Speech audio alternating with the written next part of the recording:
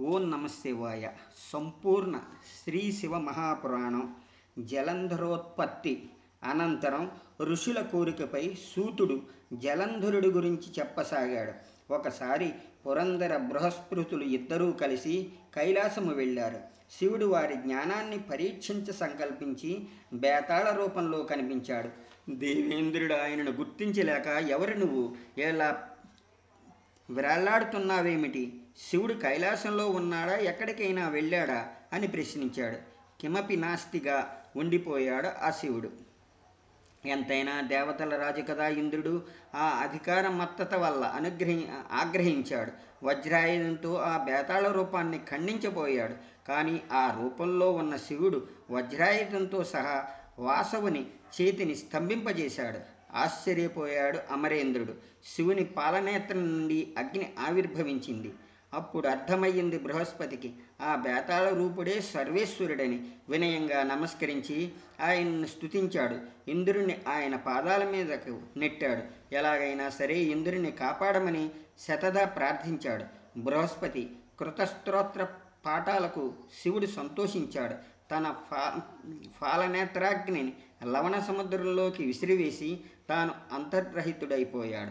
అలా ఈశ్వరుడి చేత ఉప్పు సముద్రంలోకి విసిరివేయబడ్డ ఆ అగ్ని తక్షణమే బాలుడిగా పరిణమించింది. ఆ బాలుడే జలంధరుడు. బ్రహ్మ వరప్రభావంతో మహాబలిశాలి అయినాడు. రాక్షస రాజైన కాలనేమి కూతురు బృందను వివాహమాడాడు. రాక్షస బంధుత్వంతో రాక్షసరాజుగా మారి సుఖంగా ఉన్నాడు జలంధరుడు. జలంధరుడి జులుం. ఒకనాడు భార్య, బంధు, మిత్ర పరివార సమేతుడై కొలువు తీరి తన తలలేని రాహువును చూసి అతనికి ఆ గతి ఎందువల్ల కలిగిందో చెప్పమని శుక్రుణ్ణి అడిగాడు. శుక్రుడు క్షీరసాగర మథన వృత్తాంతమంతా చెప్పాడు. అది విన్న జలంధరుడు దేవతాద్రోషిగా మారాడు. సర్వ సైన్యాలను సమయత్తం చేసుకుని స్వర్గంపై సమరభేరి మ్రోగించాడు. అతి లోక భయంకరమైన యుద్ధం జరిగింది.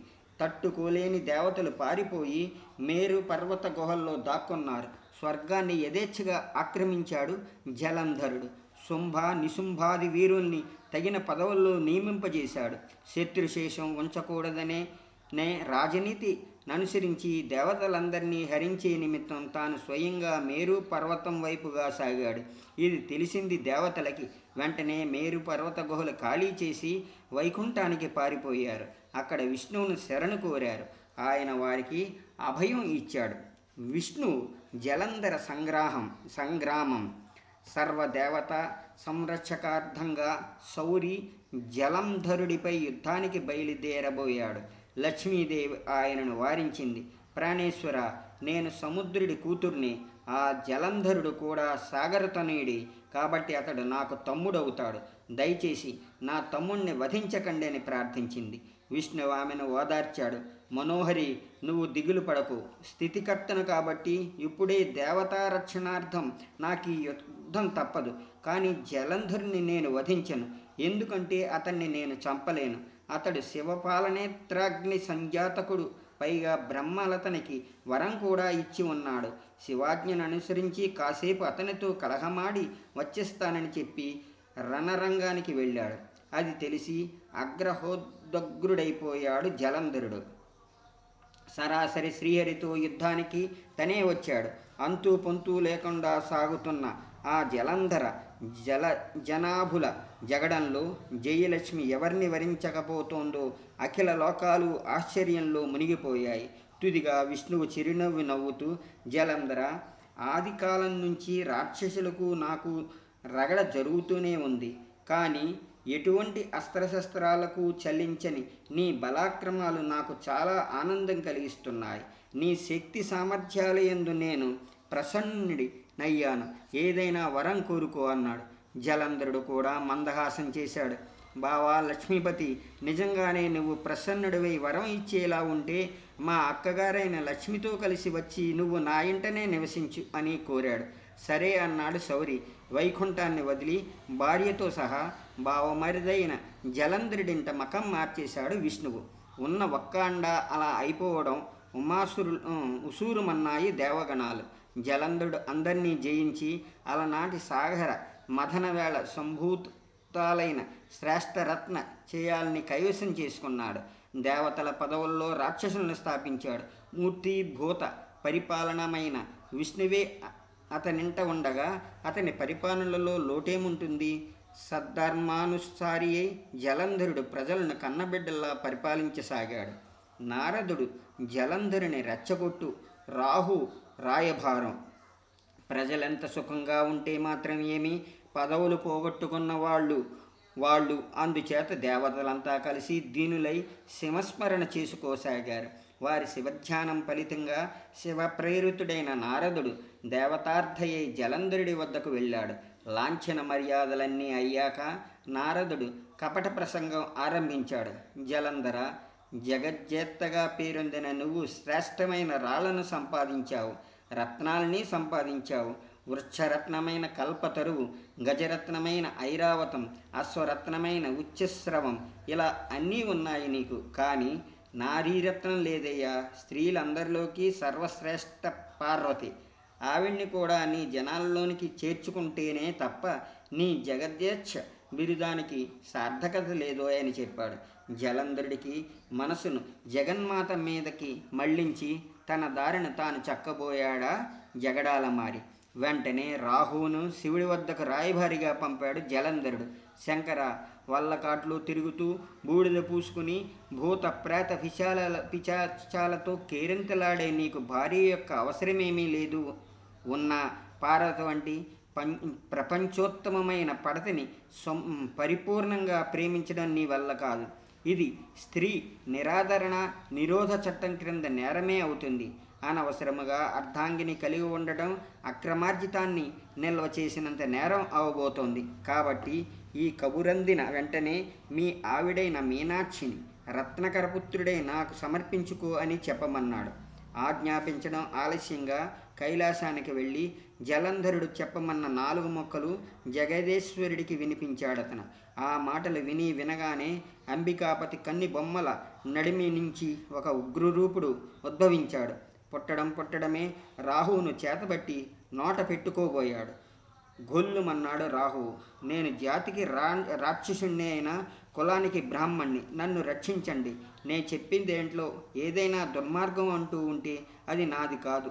నేను దూతనే కానీ దుష్టుణ్ణి కాదు. కాబట్టి నన్ను రక్షించండి ప్రభువు అని ఆర్తనాదాలు చేశాడు. అది విని శివుడు శాంతించాడు. ఆ ఉగ్రరూపుడిని ఆగమని రాహువుని వదలమని ఆజ్ఞాపించాడు. అతగాడు రాహువులను వదిలాడు. అలా విసర్జించబడిన రాహువు సరాసరి వెళ్ళి భర్మర దేశంలో పడ్డాడు. అప్పటి నుంచి రాహువుకు భర్మరుడు అనే పేరు వచ్చింది. ఆ భర్బరుడు రాహువు వెళ్ళి జరిగిందంతా జలంధరుడికి చెప్పాడు. గయ్యమన్నాడు గండరగండడు. తక్షణమే గంగాధరుడిపైకి యుద్ధానికి తరలాడు. కాలనేమి, శంభుడు, విశంభుడు మొదలైన వీరులతో జగజ్జేత జలంధరుడు జగదీశ్వరుడైన గంగాధరుడి మీద జగడానికి బయలుదేరగానే ఒంటికన్ను శుక్రాచార్యుడు, తలకాయలేని రాహువు ఎదురు వచ్చారు. జలంధరుడికి కిరీటం జారిపడింది. మేఘావృతంగా కాకుండానే ఆకాశం నల్లబడింది. మృత్యువు తప్పనిసరి అని సూచించే శకునాలు ఎన్ని ఉన్నాయో అన్ని శకునాలు తోచాయి. అదే ఆదనగా భావించి దేవతలంతా సాంబశివుణ్ణి ఆశ్రయించారు. తమ కష్టాలు చెప్పుకున్నారు. లక్ష్మీనారాయణల పరిస్థితిని వివరించారు. వెంటనే శంకరుడు విష్ణువుని స్మరించాడు. తక్షణమే తార్థవాహనును ఆయన ముందు స్మరించాడు. ఏమిటిదంతా అని అడిగాడు ఈశ్వరుడు. ఇంద్రుణ్ణి కాల్చవలసిన నీ ఫాలనేత్రాగ్ని నీరథిలోకి నెట్టావు నువ్వు. ఆ నిప్పే జలంధరుడిగా మారి దేవతలకు ఉప్పుగా పరిణమించింది. నాడు నీ అంశతో పుట్టడం వలన, సముద్రం ద్వారా జన్మించి లక్ష్మికి సోదరుడు కావటం వలన సృష్టికర్తగారైన 4 తలకాయల వారు ఆ రాక్షసుడు శివుడి చేత మాత్రమే నిర్జింపబడేటట్లు వరాన్ని దయచేయడం చేత నేనతన్ని చంపలేకపోయిన మాట నిజమే. మా ఆశ్చర్యకరమైన అతని బలక్రమాలకి గాను వరం కోరుకోమంటే రమాసహితంగా తన ఎంటనే ఉండమని కోరుకోమన్నాడు. ఆవిడ మాట తప్పలేక ఇన్నాళ్ళు ఇక్కడే మసులుతున్నాను. ఇక నీ దయ అన్నాడు విష్ణువు. శివ జలంధర యుద్ధం. అరక్షణం మౌనంగా ఉన్నాడు అంబికానాథుడు. అనంతరం మృదువుగా అన్నాడు. వాణ్ణి నేనే వధిస్తాను, మీరు నిశ్చింతంగా ఉండండి అన్నాడు. నోట్లో మాటల నోట్లోనే ఉంది. అవతల నుంచి రాక్షస కోలాహం వినిపించసాగింది. వెంటనే ప్రమదగణాలు యుద్ధ సన్నాహులయ్యాయి. దుమ్మి ప్రారంభమైంది. ఆ దుమ్మిలో మరణించిన రాక్షసులందరినీ శుక్రుడు తన వద్దనున్న మృత సంజీవిని విద్యతో బ్రతికించసాగాడు. భృగుడు చేస్తున్న పనిని భర్గుడి చెవిలో వేశారు ప్రమథులు.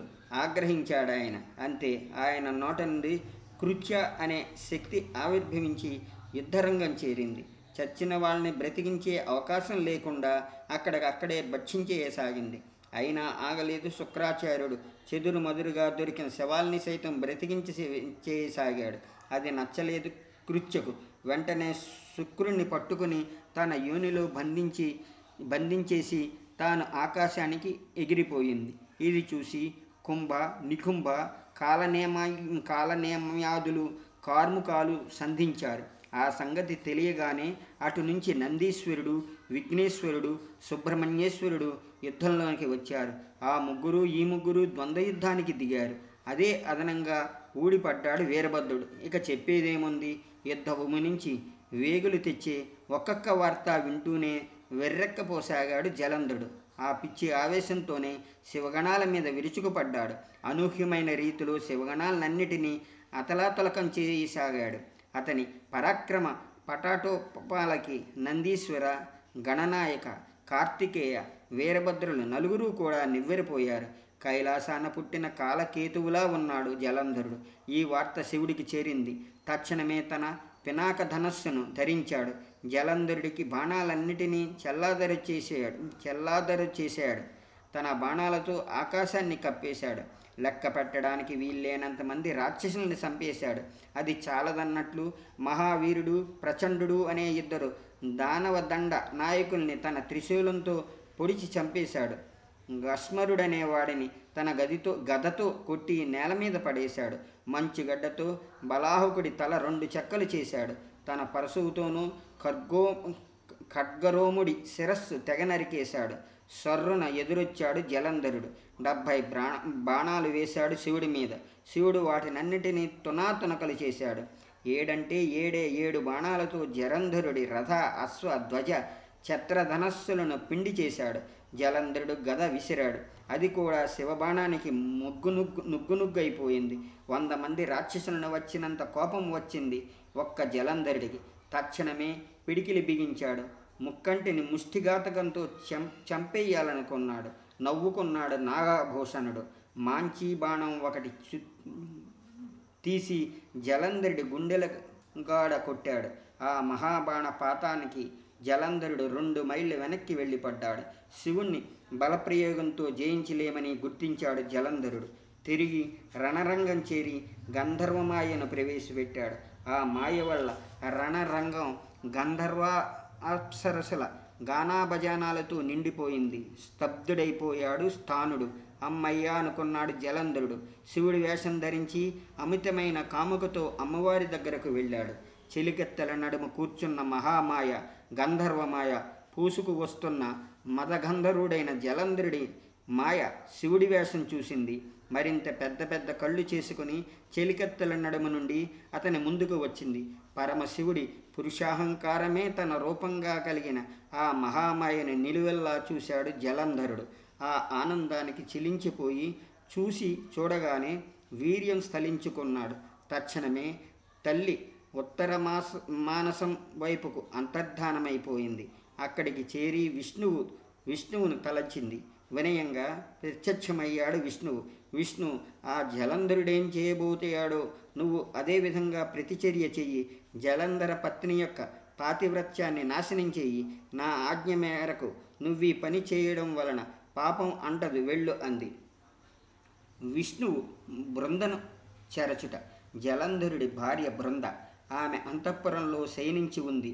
విష్ణుమాయ వల్ల ఆమెకు పీడక వచ్చింది. ఆ కలలో జలంధరుడు దిగంబరుడై ఒళ్లంతా నూనె రాసుకుని నల్లటి పూలు ధరించి మాంసభక్షురాలైన జంతువులచే చుట్టుబడి దున్నపోతునెక్కి తిరుగుతున్నాడు. త్రుళ్ళిపడి లేచిందామె. ఆ శాంతితో అటు ఇటు తిరుగుతూ ఉద్యానవనం చేరింది. అక్కడ భయంకర వదనులైన 2 రాక్షసులు, ఒక ముని కనిపించాడు. ఆ రాక్షసులకు భయపడిన బృంద నన్ను రక్షించండి తాపసోత్తమ అంటూ ఆ మునిగారి కంఠాన్ని వాటేసుకుంది. ఆ ముని చేసిన అహంకారాలతో రాక్షసులు మాయమైపోయారు. తదనంతరం బృంద తన భర్త గురించి భయపడింది. ముని ఆకాశం కేసి చూసి ఏవేవో కనుసైగలు చేశాడు. తక్షణమే 2 కోతులు జలంధరుడి శరీరావయాలను విడివిడిగా తెచ్చి అక్కడ పడేశాయి. భర్త యొక్క శరీరావయాల మీద పడి గగ్గోలు పడిపోయింది బృంద. దయచేసి తన భర్తని బ్రతికించమని ప్రార్థించింది. ముని కపటమైన కరుణ నటించి ఆ విగత శరీరావయాలను తగు ఆకారముగా పేర్చి మాయతోటే బ్రతికించి తాను మాయమైపోయాడు. అలా పునర్జీవితుడైన పురుషుణ్ణి చూసి భ్రమపడింది బృంద. అతనితో కలిసి అనేక రోజుల ఉద్యానవనంలోనే ఇచ్ఛా స్వరాతాలను అనుభవించింది. ఒకనాడు మాయాజలంధరుడు పరాకుగా ఉండటం వల్ల అతని యథార్థ రూపం బృందకు తెలిసిపోయింది. అతని విష్ణువుగా గుర్తించి శపించింది. నువ్వు చూపించిన మాయారాక్షసులే నిజంగా రాక్షసులై జన్మించి నీ భార్యని అపహరింతురుగాక.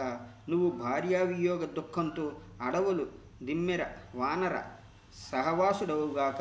నీకు శిష్యుడైన ఆదిశేషుడే నీ సహచరుడుగాక అని శపించింది.